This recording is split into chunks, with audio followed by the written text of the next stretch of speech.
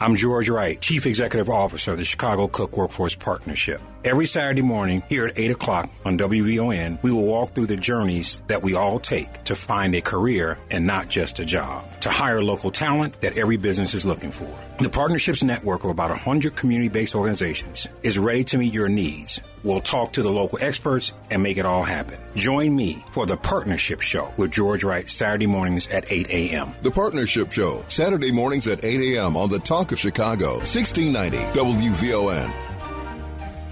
Good morning. This is George Wright, CEO of the Chicago Cook Workforce Partnership, affectionately known as The Partnership. Welcome. And would love to get right into this, but first I want to give a quick shout out to WVO on 1690 for hosting us and having us. This is an important discussion, and we're hoping that we get lots of calls so that we can respond to both job seekers as well as job providers. I do have a special guest with me today, and I'd love to introduce Danny Marshall.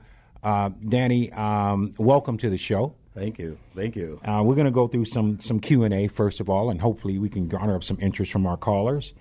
I guess we would probably start off with Danny talking a little bit about yourself. You've been with the partnership, and you have a journey that I don't have, as I understand it. You were, in fact, a job seeker using the services of the Chicago Cook Workforce Partnership, again, the partnership. So in your mind's eye, what is the partnership? Tell us what we do. Absolutely. So as a job seeker, way back in maybe 2014, 2015, was connected with the services through an agency on the south side of Chicago. Kind of came through the doors looking for some career training, some post-college training to kind of help me in my own work journey, and I was exposed to the WIA opportunity, the WIA grant back then. And what is WIA? WIA back then was the Workforce Investment Act, which is now known as the Workforce Innovative and Opportunity Act. And so I was able to access the services there and kind of got exposed into workforce development, what it was. And the case managers that I was working with at the time thought I would be a great fit for this kind of work. And from there on, I've just kind of been on this journey, and now in the role at the partnership as one of the project coordinators on a very special project with the city, the Community Health Response Corps. So we'll talk about WIOA and the federal dollars that flow from taxpayers' dollars to provide service to job seekers and job providers. But let me ask a more personal question. So I understand you're a native of Chicago and you attended Chicago Public Schools? That is true. Born and raised on the south side of Chicago in the Auburn Gresham neighborhood. So my grandparents bought property and all of us lived there. She had about so many grandchildren, and so we all lived there until we eventually moved. But yes, I grew up in Chicago and attended on the south side of Chicago, which was before known as Calumet High School. Well, we won't talk about. I went to Lindblom, so we'll have a sidebar discussion about Calumet. We don't want to do that today. No, not today. We don't have the time. So back to the partnership. You talked about this organization that is a nonprofit that connects job seekers to job providers. Mm-hmm. So it's employers looking for people to employ. Correct. And we provide services to make sure that those employees, those prospective employees, are ready to take, like they did with you, are ready to take advantage of the jobs that are out there. Correct. You and I talked about something that's interesting in that there still hasn't been a recovery in the U.S. in terms of an overabundance of job seekers versus those that are providing jobs. There's still a lot of jobs out there. Still. But we talked about in the intro that the partnership is really about trying to figure out how to connect job providers to job seekers that are actually looking for careers. Mm-hmm. You've talked about your journey. Mm-hmm. This isn't a job for you. It's a career. So talk a little bit about how the partnership connected you to a career versus what some would think is merely a job. For sure. So I think one of the biggest things that they did at the location that I went to was expose me to a listing of opportunities that were available in Chicago and Cook County. And so what happened was I had no idea about the skills trainings that they offered to job seekers back then, that, even with or without a college degree, you could access a short-term vocational training program, right? You could get a certificate to become a CNA, where they would pay for this program, pay for the full program, including the state boards. And then on top of that, they would then connect you with employers once it's time for you to complete your training. So you've got this provider, this partnership agency that is working with job seekers to help prepare them for the workforce, get them the necessary soft and hard skills that they need for placements, because they're working also with employers. And so because they know what the employers want, they have an inside to help prepare the job seekers for those positions. And so that was what they had. They knew what the employers were looking for. They were already connected with the employers. They had been building relationships with these employers for a while now, so they knew what they were looking for, and so they were able to connect me with an opportunity that I didn't know existed before. And now here I am all these years later talking about those services to both employers and job seekers alike. That's one of the myths, I think, about the partnership, that it only, to your point, connects individuals that looking for lower entry-level positions. We have some data that dispels that myth. Sure. Where we're talking about 5% of placed participants from the last program year are making $80,000 or more. Easily. We talked about 2% of placed participants from the last program year are making $100,000 or more.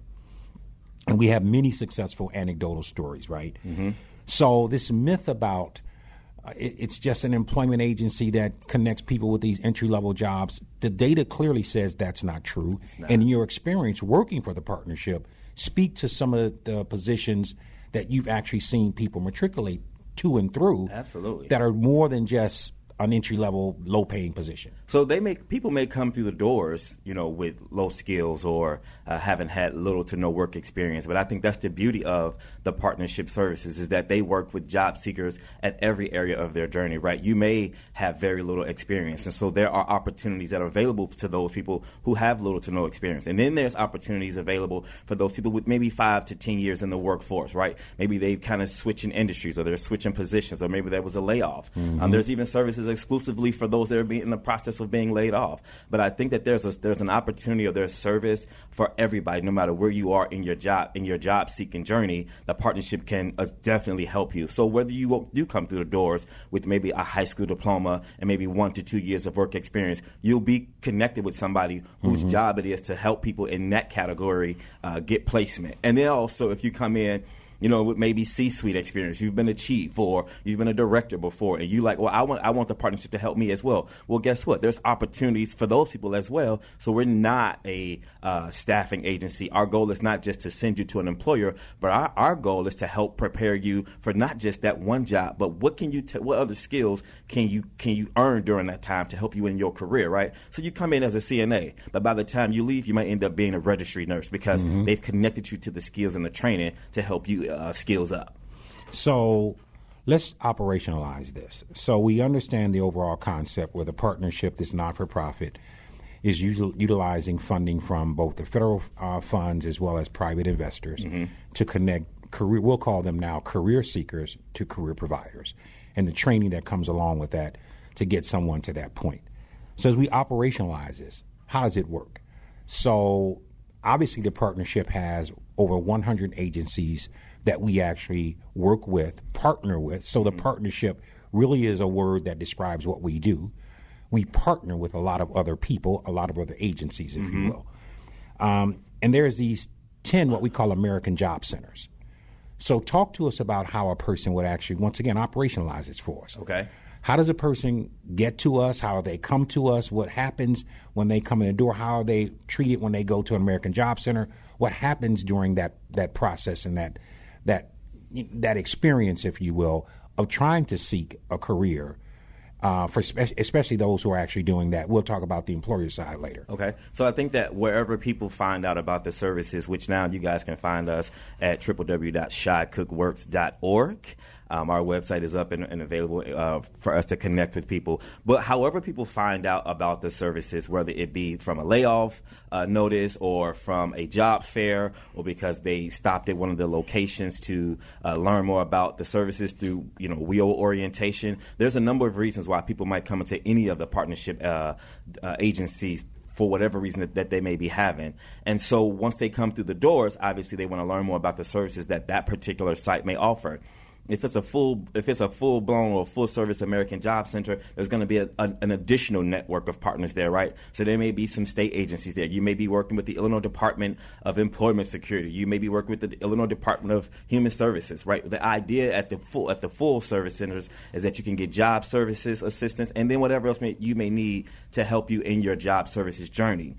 And so after a person comes through the doors, they're obviously, be invited to attend an orientation. And then after the orientation, they get the opportunity to speak with a career coach or a career counselor. And so this career counselor sits down with them and talks to them about, well, what is it that you want to do? What job path are you trying to get on to? And so once they have that conversation, that one-on-one conversation where it's just the job seeker and their career coach, they get an idea about what services that the partnership can offer them. And so they may come through the doors thinking, well, I just want to get a job as a customer service rep. And then you find out, actually, we can pay for training for you to take, either in retail or hospitality or in healthcare or even in IT. And so all these different industries that are in demand and that connect people to in-demand opportunities that are available, they find that out by coming through the doors. And so when they get there, they may come with one mindset. And then they find out, oh, wait a minute, you guys can do way more than that. So that's where we differ in a staffing agency, is that we're going to help you obtain new skills or improve upon the skills that you already have, so that when it comes time for you to get the placement, you're going to be placed for exactly where your skills says that you belong. So Mr. Danny Marshall, let's be real here. So person comes in, they have a set of a mindset that they're going to do a job, and the partnership you're saying is working with these agencies that are community-based, so they're in the community. For sure. And this person now sits down with a career coach or someone that can give one-on-one counseling or one-on-one advice, and not only giving advice in terms of what the person can do, but an assessment of what they can do, what they want to do, and what they strive to do. For sure. So once that process is complete, walk me through the avenues of what happens after that. Is the person placed on a job? Does the person go through some additional training to get the job? Mm-hmm. Do people drop off because they're like, this is really not for me? And once you do that, talk to me about some of what I call these hot careers, okay, or areas in which there's high demand. Right? It's the supply and demand equation. Right? Mm-hmm. There's more demand than there is supply. This time. Right. Talk to me about some of that. So what happens, what are the alternatives once the person meets with that career coach? What happens to them? And what are some of the areas that you're seeing as you work in the field and work with these individuals every day? Absolutely. That are called these careers that are in high demand? So you're asking about the outcomes after a person meets with the career coach, and I say the answer is E, all the above, because depending on what happened in a person on their own journey, because people have to take responsibility themselves for where they want to go, right? I may be working with a career counselor, but I still need to make sure that I keep my appointments, I attend my appointments, and I think it's the same thing even with the staffing agency, right? If you stop showing up to your appointments before they even place you, then that's an assessment on their end to say, well, this person isn't reliable, so we're not going to send him to an employer. So I think that with this, with job seeking and even career seeking, people need to be committed to the process, right? It's going to take time sometimes, depending on what it is your journey, what it is that you're looking for. So if after meeting with the career coach, they decide, this is what I want to do, I sign on the line, I'm going to work with this career coach and they're going to help me. After that, they go through the process of either if you're trying to seek training, they're going to connect you to the Illinois WorkNet. And so at the Illinois WorkNet website, that's where job seekers can find out about in-demand industry, in-demand trainings, in-demand occupations. And so from there, they work with their career coach to decide, okay, well, which training, if it's training that they're looking for, which training program am I going to go for? And if I'm just looking for employment assistance, then I'll probably meet with a business services rep. And so that's the other aspect that you say we'll talk about later.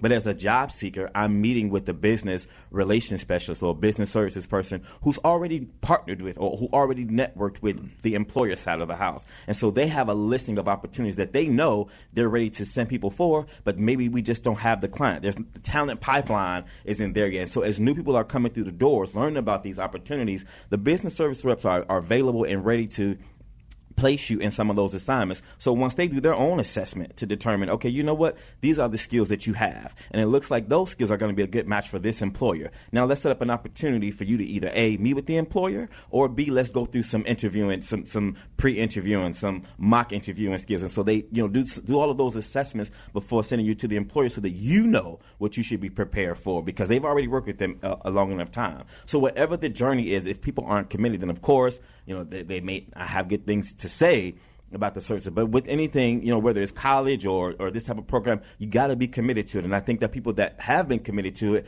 represent those numbers that you mentioned earlier, people who are now making six figures in some of those in-demand industries. And I think that for me, having worked in this, a couple of programs, I myself have seen people come through the door with low skills or no training or whatever. But once they access those services that the partnership offer, they saw themselves differently. They saw themselves in a different position, and now they're making that six figure. Those that you talked about, they in that percentage of numbers of people who came through the door, they knew what they wanted. They connected with the staff, and now they're on the other side of success. Sure. And so we'll talk about some of those high demand. But just to reiterate, as CEO, my position is to really look at numbers and data and spreadsheets and the balance sheet, et cetera.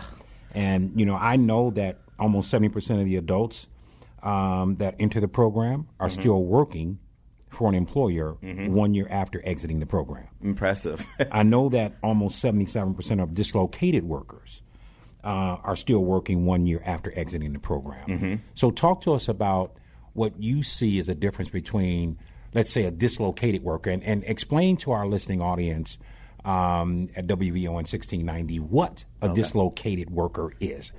Okay. So dislocated worker, it's going to be somebody who may have lost their job, was laid off either as a result of the industry shifting to another country or to another location. They're dislocated from the work that they were connected to. And so as a dislocated worker, that person automatically qualifies for the services because of no fault of their own. They're now unemployed because either, the company filed for bankruptcy or the company up and left. And so there's a number of different opportunities to help dislocated workers, everything from TAA, the Trade Adjustment. And what is TAA? So the TAA is the Trade Adjustment Act. Okay. And with the TAA, depending on the location that you go to, which AJC offers that, basically they're going to help the job seekers who lost their job as a result of the company either shifting to a different country or just kind of moving. And so they're going to offer them everything up to, a wage assistance while you're looking for employment. I've seen some people take advantage of the TAA and they were able to get $20, $25 an hour while they were seeking employment, and not just seeking employment, but they were also seeking new training, right? As companies leave, new other companies and new opportunities and industries become available in Chicago, and sometimes that means people need or seeking training. And so we provide those training while people are waiting to access those new opportunities. And so TAA is one of the many tools in our belt to help people who become dislocated or disconnected from the employment that they have. So definitely check out, for those of you who are interested as a dislocated worker, check out the TAA or any of those opportunities available at the local American Job Center. Thanks, Danny. So I see that we have a Ryan on the line. Let's see if we can get a question in from Ryan. All right. Good morning. Good morning, Ryan. No, my name is Ron, but actually my son's name is Ryan, so it's okay. Thanks, Ryan. I'll tell you, really looking forward to, listen to this show every week. I did this kind of work for for many years, and it's very, very, very rewarding. I think the most important thing you can do is help a person gain employment or career. But I am retired now. But just two things. First of all, I was glad that you mentioned the numbers, that I think you said 70 to 75% of the people are still employed. That tells me that they are not just getting dead-end jobs. So, but I have two questions. Can a person utilize the services if they are permanently working? And then my other question, maybe is a little broad, is there a particular industry where you really see the most opportunities? Again, keyword career opportunities. So those are my two questions. And guys, this is just wonderful because I've done employment services for the last 30 years, and so reward and so needed in our community. So I commend you all, and just I hope you all have a wonderful show and share this information. And I'll be listening every Saturday. If you all can, just leave the information, because people still reach out to me for employment help. So I would like to definitely direct them to this program. Sounds like an excellent program. And thank you, gentlemen, very much. Thanks for the call, Ron. Really appreciate it. So I think there are two questions, and the second one, the transition that you offered us is really great, because we were getting ready to really go into some of these high-demand fields. The first question you asked was, can a person avail themselves of the services if they're permanently employed? I assume that you're saying if the person has a job now, can they seek the services to find a different job or another job? And the answer to that is absolutely yes. So if someone is trying to exit an industry because they see the writing on the wall and they want to get trained up to do something different, the partnership offers those types of services, absolutely. Danny, let's go into Ron's second question about high-demand fields. Obviously, I did I'll set this up by saying this. I at one point in a previous life, I met with an entire junior class and senior class. Actually, it was the old Calumet High School, which is a charter school now. It sure is. And I was able to go into that school and talk about, as they were matriculating into college, what is the new buzzword out there called useless careers or useless. They're just not leading to meaningful careers, because these majors in colleges, there's a cost-benefit analysis to it. For instance, and this is not to say anything that begrudges any industry or any field of study, right? But the data is the data, right? If you go to college and you major in history, there's a likelihood that you will come out making less than you would be allowed to service your student loans. If you major, however, in engineering, there is a likelihood that you are going to make enough money to service your student loans and perhaps move out of your parents' home as well. Again, I'm not telling anyone don't major in history. I'm not telling anyone don't major in journalism. We need historians. We need those people. But please understand the cost-benefit analysis prior to going in and be educated, so you won't be surprised. And I think that's the difference between those services that we do. And when you talked about the numbers, the reality is the math is mathing, right? So the other word here to consider is in demand, right? So what industries are in demand? Because what could be in demand today may not be in demand next year, right? That's right. And so I think the seasons change. Chicago, in the Midwest, we experience all 4 seasons. And I don't know what's going to happen this year, but we experience all 4 seasons. So in that... hot to cold.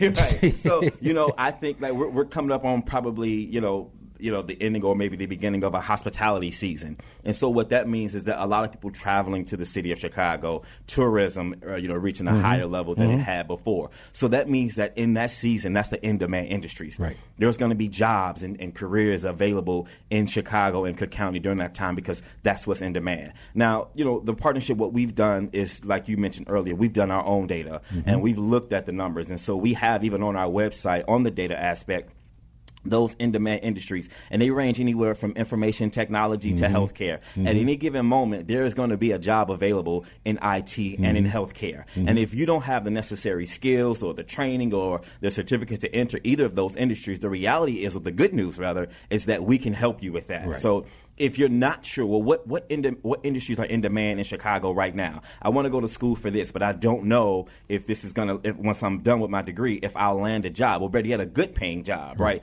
And so with the cost of living rising today in Chicago like it's never been, and even throughout the country, I think people should consider, when they're going to school and when they're taking trainings, what will the outcome be for me if I take this training? So we've done the math, we've done the work for you at the partnership to help you figure out what industries are in demand, and within those industries, what occupations are available. So if I'm in IT, maybe my first job is going to be a help desk. If I'm in healthcare, maybe my first job is going to be a basic nursing assistant or a CNA. But you're able to climb. And so you're able to climb because we work with both the business communities, the employers that are seeking people to have those entry-level skills who are wanting skills up, and then also the employers, the training opportunities that are available. We work with a number of training partners, training providers who help people access these necessary trainings. And then the employer side of it is the business services team will then work with the employer to place you. So whether you have those in-demand skills for the in-demand industries or not, still visit one of our locations to learn more about the in-demand industries and the in-demand occupations in Chicago and all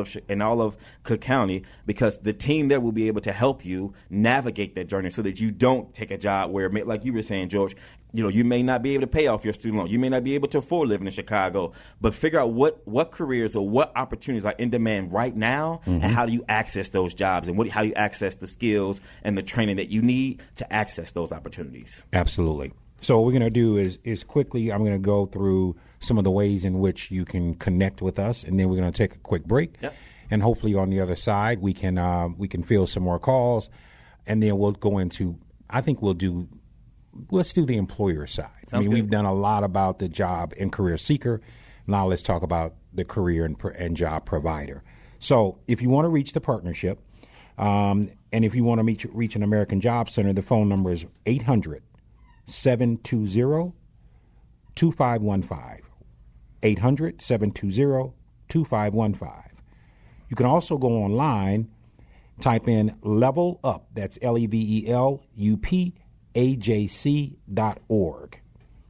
If you have questions for me as the CEO of the partnership, simply send it to partnershipceo at cookworks.org. That's partnershipceo at cookworks.org. Visit our website and follow us on social media at cookworks.org. And our general office line number is 312-603-0200. What we'll do is we'll take a quick break, and then once we do that, we'll come back and talk a little bit more about our job providers and our career providers. Stay tuned to WVON 1690. I'm George Wright, Chief Executive Officer of the Chicago Cook Workforce Partnership. Every Saturday morning here at 8 o'clock on WVON, we will walk through the journeys that we all take to find a career and not just a job, to hire local talent that every business is looking for. The Partnership's network of about 100 community-based organizations is ready to meet your needs. We'll talk to the local experts and make it all happen. Join me for The Partnership Show with George Wright, Saturday mornings at 8 a.m. The Partnership Show, Saturday mornings at 8 a.m. on the Talk of Chicago, 1690 WVON. Welcome back. This is The Partnership by George Wright with my special guest, Danny Marshall. Guilty. Remember, call in WVON 773-591-1690, 773-591-1690. Danny, we're going to transition now into, we've talked a lot about career seekers. We're going to talk about the other side of it, which is just as important, right? Equally. Career providers. But before we do that, I see that we have a call. Let's see if we can get Susan on the line. Susan, you have a question? Hi, good morning. Good morning. Good morning. I had a question. The information, and it seems to be, do you support older employees, like people who are over 50? This particular person that I'm looking at, they lost their job with no fault of their own, and he feels kind of lost. Has a long work history. Do you all help those type of people who maybe not necessarily need training, but maybe they may need training for a new career? But I guess the question is, do you help people at any age, or is it a certain age, that this program is for? That's my question. Susan, that's not a good question. It's actually a great question. And the reason why is I'll give you 30 seconds of how I got into the workforce field as the previous co-chair of the board of the partnership. Started off with a program called Platform to Employment, which got some play in President Obama's White House, where we were actually focusing on our efforts of 50 individuals 50 years and older, providing them, to your point, new career opportunities, new career training, how to actually navigate today's workforce and today's system of, posting your resume electronically as opposed to printing it out and handing it to someone. Right. How to interview, right, Danny, in terms of virtual interviewing versus sitting across from someone, because now employers are basically interested in kind of hearing from you first before they bring you in for an in-person interview. So the answer to your question, Susan, is absolutely yes. Danny, talk about maybe a program or two that we have that specifically is targeted towards those individuals that are 50 and older. And I have to say, I don't think 50 years is old, but no. That's just my story, and I'm sticking to it. agree. No, not at all.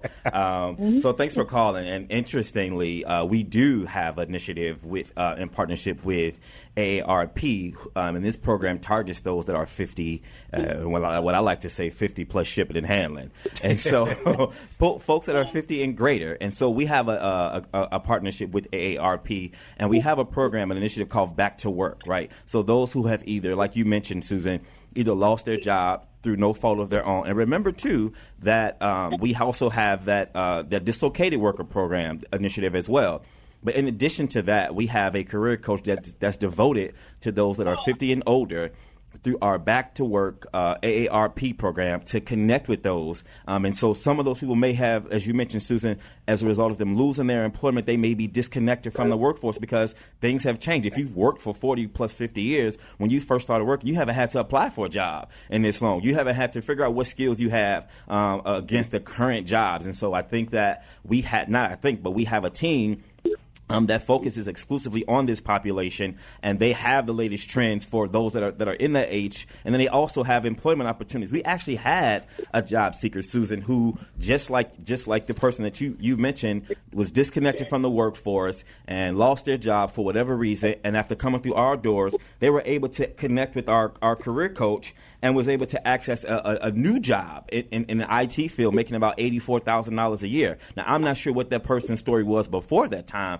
but as a result of them connecting with our AARP career coach, they were able to access the jobs that the partnership has available to all job seekers, whether you're 50 or not. And so they were able to access that position or learn more about that job as a result of coming through our doors. So whether you're 50, you're 40, or whatever it is, whatever you are in your workforce journey, we can definitely assist you. From 16 years old to greater, you come through our doors, we have a program for you, we have an initiative for you, and more importantly, we have services for you.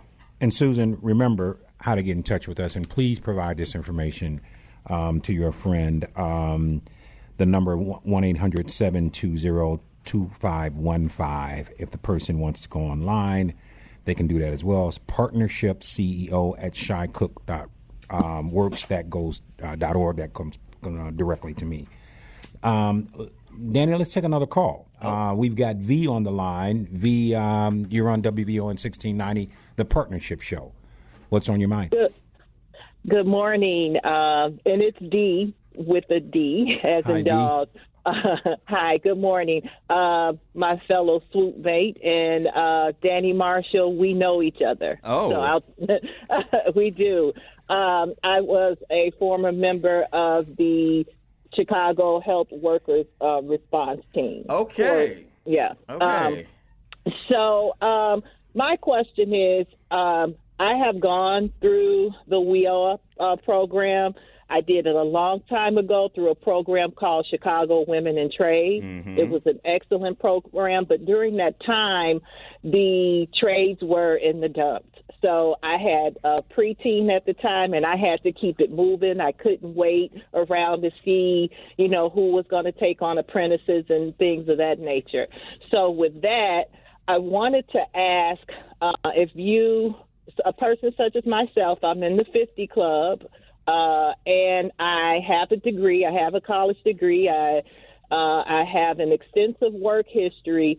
How do I incorporate myself into a workforce where I'm not at the beginning level, but I'm also not at the top level? So I just don't want to, take on anything just to be working, because I am currently working now, but I want, at this point in my life, I do want a career. I don't just want a job.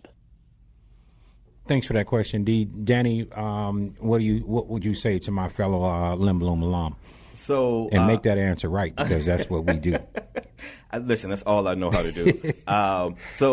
Yes, there are opportunities available to you, and I think that as mentioned earlier, when you have that one-on-one conversation with your career coach after attending the orientation, and it's important to attend the orientation because this is where they will also explain all of the services available to all job seekers at any of the American job centers. And so when you sit down with your career coach, after you explain to them, your work history, what you've done, where you've come from, what industry you're in, that's going to be their job to listen to that. And after they get done listening to that, then they'll hear, opportunities for where they can place you into one of our initiatives at any of our locations. We just mentioned with Susan the Back to Work 50 Plus, and that sounds like this might be an opportunity that's good for you. You're trying to get back to work and you're over 50. And so that means that the career coach on that project will work with you. And if you after explaining your work skills and your work history to them, which it sounds like to me, you had enough work experience, you just maybe you lost your job or for no fault of your own, but you want to get back out there. And so the reality is we have a number of employment opportunities available at any given time. At any given time for job seekers to come through our door. And listen, you don't even have to be touched by the staff at the American Job Centers. The other part of that is we also have universal services where you don't even need to see a career coach. You can come through the doors, say, listen, I just want to make some copies of my resume. I want to use your resource room to apply for jobs online. We have at all of our locations a listing of current available employment opportunities. And so you can go in, take a look at those listings, figure out which ones you want to apply, get assistance. We have a navigator at all of our locations to help people apply for jobs online. There may be job fairs happening that you can find out about by visiting the American Job Centers. If you know what it is that you want to do and maybe you need very little assistance, then you can still come to our locations and get that assistance without having to be enrolled, having to go through registration. Mm-hmm. You can come say, listen, I don't really want to be involved or enrolled in the program. I just want to figure out what job opportunities are available. Mm-hmm. If you have a resource room I could use, I don't want to sign up for no programs. Because like you said, you've already been through EOA. So you know the process. You know the call, how things goes. Which means that you've already done what you need to do. So this means that when you come back to visit our locations, just say, listen, I want to figure out what jobs are available. Who do I need to talk to apply for these jobs? Or better yet, you're probably already familiar with how to apply for jobs yourself. So that means that you can access the universal services in the resource room all by yourself. You don't have nobody enrolling you in any programs. You can do what you need to do Monday through Friday from 8:30 to 5 or whatever the hours are. Again, visit levelupajc.org. That's levelupajc.org to learn more about an AJC that's closest to you. But once you get there, you can say, listen, I've already gone through this process before. I just want to know what jobs or positions are available right now that I can be considered for. So visit the location, ask them that, and I promise you somebody will help you. Thanks, Danny. I think Susan also made an important distinction around the flexibility that you're describing, because she mentioned that, and thanks, Dee, for the call. Really appreciate it. She mentioned the fact that she didn't want an entry-level position, but she also didn't want a C-suite position. She's somewhere in between, right? So your comment and your notion around flexibility is important because that's the beauty of the partnership. Yes. It's about meeting the person where they are as opposed to where we want them to be. And so that means there's all sorts of different types of paths that person can take on. Whether they want to go to the resource centers, whether they want to see a career coach, where they want to interact with a navigator to find out exactly where they need to go. I think that's an important distinction. Yes, sir. So let's talk about it. And it was a perfect, once again, transition into some of the things that are coming up next in terms of what you mentioned, one, job fairs. I like to call them career outings or career fairs. I know we got a couple coming up, but this will transition us into what happens at a job fair, career fair, from the employer's perspective. Once again, these are individuals that are looking to place individuals, looking to hire people. And again, it's the supply versus demand. There's a lot more demand out there than there is supply for whatever various reasons. There's a lot of variables, right? Yeah. But at the end of the day, how does an employer connect to us to be able to get into a room, and I've been to a few of them, where you have hundreds of individuals seeking a career and a lot of employers there. It's not just one or two. It's a lot of employers there, and they are actually providing, Danny, jobs on the spot. They're not saying, we'll take a look at you and maybe we'll, send you something and, the check is in the mail. That's not what this is about. They are actually hiring people on the spot, and we have people holding up a sign said, I got the job offer. Yeah. So talk to us a little bit about the employer and that piece. So, George, that's the unique thing about the partnership services is that the business services team at the partnership and even at the agency level, they're charged with working with employers who are placement ready. right? We're not talking about somebody who's coming in and, it may take 3 to 4 months before we can even consider you for an interview. We're going to have you to fill out an online application. The applicant tracking system is going to decide everything for us. And then once that's done, maybe, just maybe, you'll hear back from somebody. And by the time you hear back from them, they'll probably be telling you didn't qualify for the job. We decided to go with another candidate. But our business services team does a bang-up job of connecting with proper or the right employers. And so once from high demand fields, from those high demand industries, right? Because they look at what industries are in demand, and within those industries, what occupations are these employers hiring for. Businesses that are interested in partnering with us or accessing some of the talent that's available, like George mentioned, can also use their phone number. So you want to call 800-720-2515. And what's going to happen is we will connect you with one of our business services, a member of the business services team. And depending on what industry that is, that will determine which person you deal with, right? So if this employer, and I mentioned to George earlier today how I met an employer who owns a private practice, a healthcare practice on the far north side of Chicago, and how, there's a delay in services because, the medical assistant that he had quit because she found out she wasn't going to get it was a Columbus Day or Indigenous People Day. She found out she was going to get the day off, and so she quit her job. So I think that's the other unique thing about the talent today.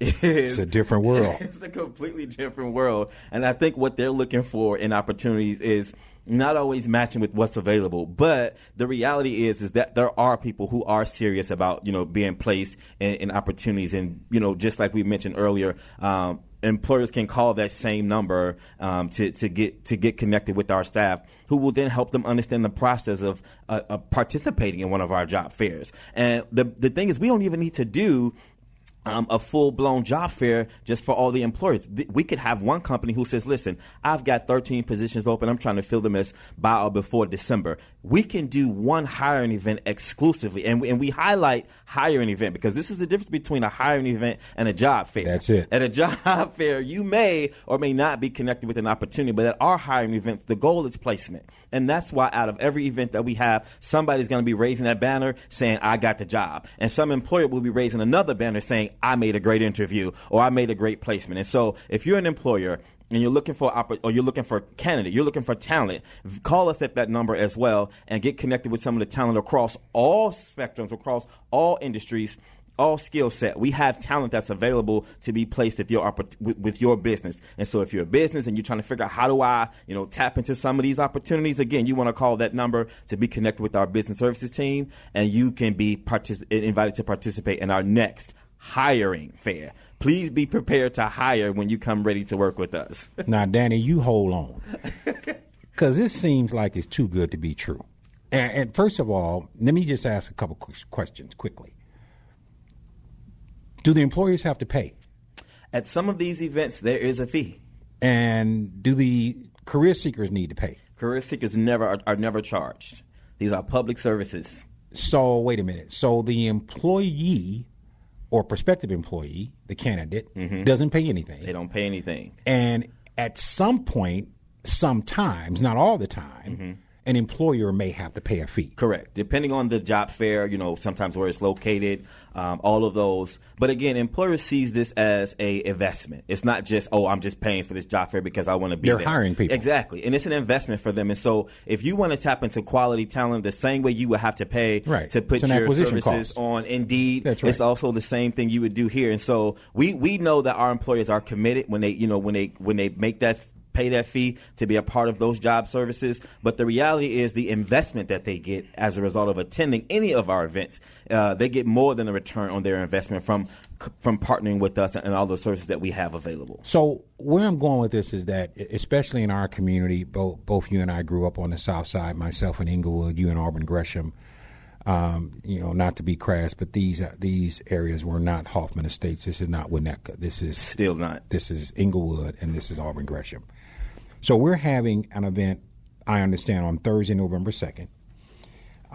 It's a Career Connector event for Cook County, and it's free to all job seekers with 18 employers registered, 10 ranging from Loyola Medicine to the Illinois Tollway to SNC Electric, and a broad range of employers from a broad range of high-seeking fields.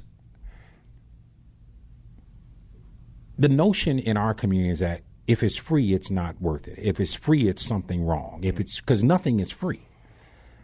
So how we actually do this is we talk about this federal flow-down provision, and that basically means that our taxpayer dollars have already gone to pay for the services that the partnership is providing and connecting with these 100 plus, right, community-based organizations that are actually connected to these career fairs and these hiring events, connected to our navigators, our career coaching. So in essence, the reason why there is no payment due from the job seekers, the career seekers, it's already paid for. True. And depending upon the space, the location, the timing, et cetera, there may be a minimal fee for employers to seek this talent that they would normally have to pay for if they were using a staffing agency or putting resumes out there on online services, right? So let me actually, in a synopsis form, kind of take us to the next show on Saturday, right, and talk about what we talked about today. So the partnership, 501c3 nonprofit organization, providing dollars from the federal government and also private dollars, is the largest workforce investment board in the country. See that part? Right here in Cook County in Chicago. It is the largest. The largest. We have over 100 partners that we partner with in all sorts of areas. And these are not just jobs where people are coming in and saying, I got a $15 an hour job. These are real careers in high-paying industries that are in high demand. Employers take advantage of this by simply saying, I want to be connected to the partnership because I want access to that market because you have career seekers that not only are just coming to us untrained, unskilled, but you have done what? You've trained them.